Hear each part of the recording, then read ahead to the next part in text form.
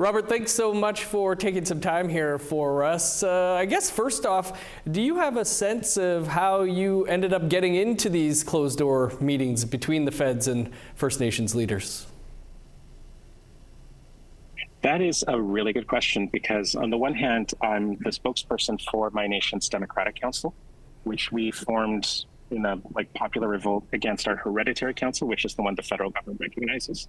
So through that, I was in contact with this quite a lot. So it's possible I got the invite through that, because for Salish people, spokesperson is like same level as chief.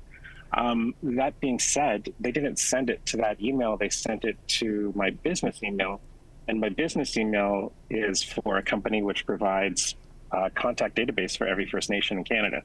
So I think that maybe they scraped my site and scraped my email along with it, something like that. Hard to say, but it wasn't with a lot of care. Right. Well, either way, I guess you were in the meetings. What stands out from you from the 2 days?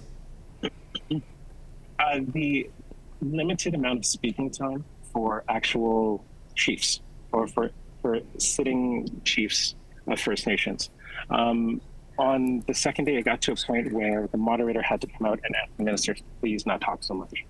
Because what we found is there were these endless speeches about promising to listen. We're here to listen to you. We're here to take in what you have to say. But they talked so much that they ran out of time. So sessions that were meant to be an hour and a half got squeezed to 35 minutes. And of that 35 minutes, 20 that was ministers talking.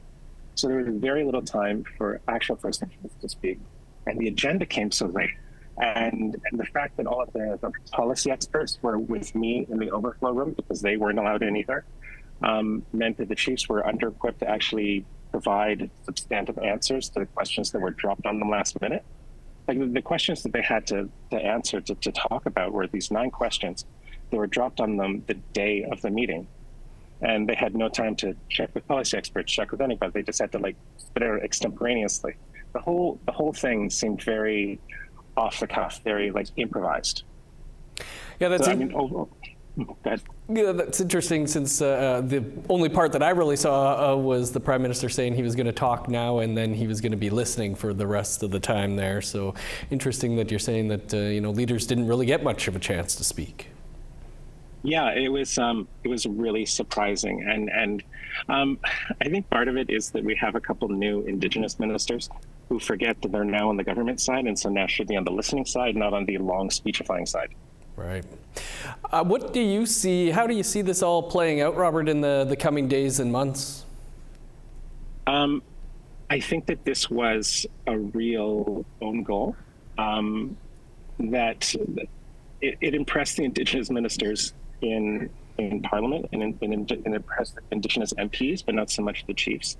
What it showed for the chiefs is that they need to do a lot of background working, back-end working.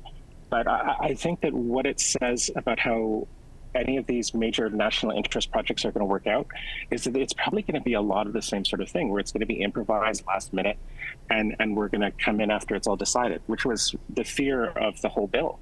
And the conference itself, the summit itself, just demonstrated how the bill would work. It's going to be last minute, just to appease complaints, and we're not really going to be considered when it matters. Right. Well, Robert, we are glad that you got in, and we'll tell people to head over to your Robert Jago Substack to read your insider take on what happened, and appreciate you taking some time for us here to talk about it. Wonderful. Thank you very much.